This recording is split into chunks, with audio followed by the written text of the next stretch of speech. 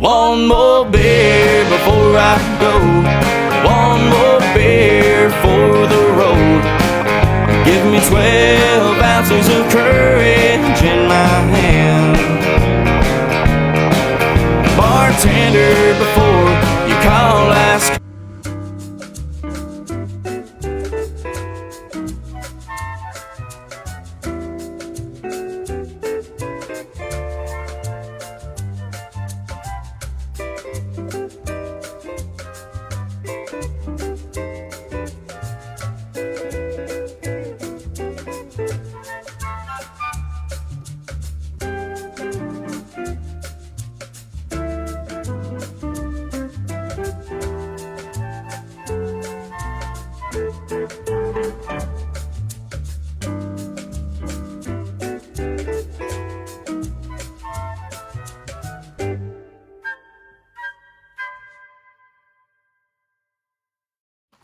The only tool I'll be using is a 15mm socket. I'll also be using my vehicle jack and my oil catch pan. First thing you want to do, I like to pop the hood.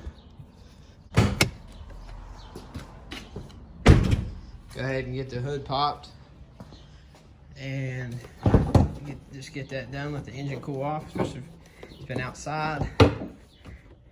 So now what you want to do is you want to find a safe place where you can put the tire jack on metal on your frame so you can jack the front of the truck up.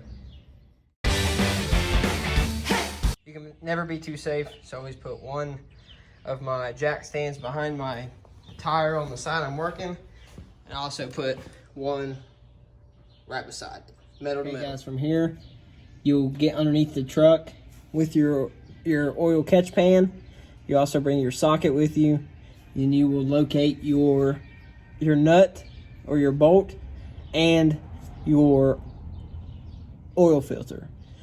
And the way I like to do it, I like to take the oil filter off first and then take the nut off, or vice versa. You can do it either way. In this video, I'm actually going to take the nut off first because of the camera. I don't want nothing splashing, and then I'm also going to take the oil filter out after the oil is slowed down from just the nut.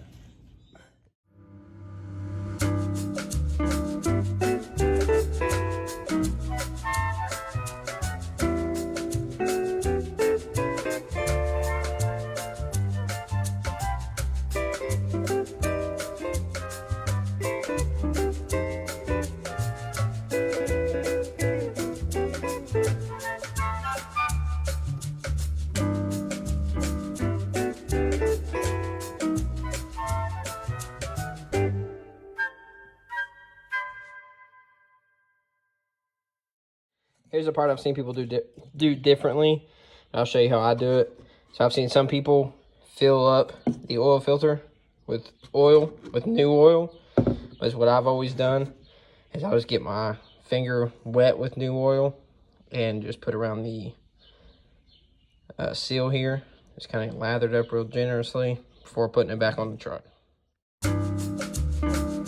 Okay, after you replace the oil pan bolt and your new oil filter, you are now done underneath, and you can now move up top to the engine where we're going to put the new oil in. So I like to do the 5-quart jug first. Fresh seal so you know it's real. And then the way they have this set up is a little weird, so make sure that you keep your hand on your funnel and pour super slow, and keep an eye on the entrance point, so that way all your oil makes it into the truck. After the big jug, obviously the small jug. Use 6 quarts in a 5.3. If you're not doing a 5.3, make sure you just look up how much your engine holds. Keep it simple. Google knows all. If you don't have the oil separator in your truck like I do, that is all you have to do. A couple tips I'll give you on this: let your vehicle cool down. I had a problem getting my oil filter off only because I couldn't get a good grip on it. I don't use the oil wrenches. I just use my hand. I hand tighten them on. I can pull them right back off. But it was so hot I couldn't get it to spin because I just got home from work when I started this. So make sure you give your truck enough time to cool down, your vehicle enough time to cool down. Another thing, if you did it how I did, talking about how you set your oil on the seal of the oil filter, I like to, as soon as I get done, I'll check the oil, I'll check the dipstick, take it out, wipe it off, put it back in, make sure everything's good, and then I'll let the truck run for about a minute to run that oil into that filter to get everything lubed up and everything's good to go. But now we need to move on to the oil separator, and I'll show you how to do that real quick. So you want to get this oil filter, get it twisted. Be careful not to drop it. It's in an awkward location. See, I about dropped it myself. And let's take a look at what's inside. It's kind of hard to see, but that is pitch black. That's pitch black substance. So what I'm going to do, I'm going to take it over to my oil pan, catch pan, and I'm just going to dump it out. Look at that gunk that comes out the bottom. So you don't want to put water in this to clean it out at all. So what I'm going to do is I'm just going to get a clean rag, and I'm going to get inside here and just dry it out. Get all the gunk out. And a good thing to note that all this gunk inside of here, all of that is not making it to your engine. So this is not only a how-to on how to change your oil, but this is also a review for this JLT oil separator, because it's stopping all this stuff, this gunk inside of here that I'm cleaning out right now, from getting inside my engine, which is amazing. So get that cleaned out, and then you just put it right back on. So after you got it looking brand new, put it right back on, just how you took it off, hand tight. If you have any questions about the JLT 3.0 oil separator, just go back to my channel, and I have its own separate video where I go into a lot more detail about this thing. It is a big enhancement to this truck. It'll definitely go slept on. A lot of people probably don't like it. A lot of people probably will never put one on because it doesn't add any horsepower or nothing to the truck, but it will save it in the long run.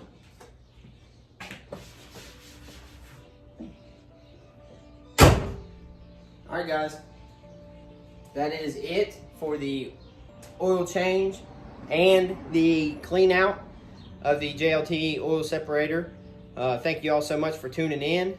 It was a quick one today. It wasn't very long. Wasn't very hard either. I mean, oil changes are pretty simple, cut and dry. If you don't do these yourself, they're not hard to do. Make sure, a couple things I'll hit real quick. Make sure that you are tracking it. If you do it yourself, that you track your mileage. You have 2 trips that you can set in the vehicle on the dash. You can reset one of those super simple. I bought some pretty cool little stickers that'll go up, like the same ones that, sorry, I got something on my face. The same ones that the shops put on your thing with their little tag on it. This one don't have nobody's tag on it, but I got that. I'll write today's date and the mileage when I get in the truck here in a minute, take it around the block for that. Let the engine cool down. I think I already mentioned that. Make sure you let it cool down. It makes it a little bit easier. Stuff won't be as hot. Let's see. Make sure you always use your jack stands. You don't want nothing falling on you. If you have help, use it. Pennzoil high mileage. That's what I recommend. That's what I use. This truck's only got 150,000 miles on it. Almost 151,000. Still using it. I used it when I bought it back. It had 143-ish on it. I used it on my 06 that I had. Thank you so much for tuning in. I really, really appreciate the support. Don't forget to check out my podcast. Got a decent amount of episodes up now. If you got a question that you want answered, I'm going to start this new thing at the end of every podcast. I answer a question or 2 or 3, depending on how many questions I'm getting I'll answer a couple questions at the end of each podcast. The best way to get those questions answered, or to get them to me so I can answer them, is to either email me at theshadewhiteshow@gmail.com, or if you're on my my Facebook page, The Shade and White Show, just message on there, podcast question, and ask the question, or post on there, say podcast question, and ask the question, and I'll let you know that I see it by liking it, or commenting and letting you know it'll be on the next episode, so that way you know to tune in for it. Again, guys, thank you so much.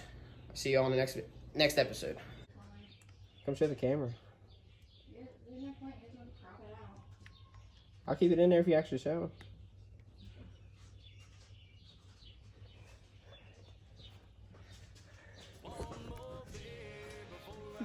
What in the world? Local Sam's. Sponsors. In my hand,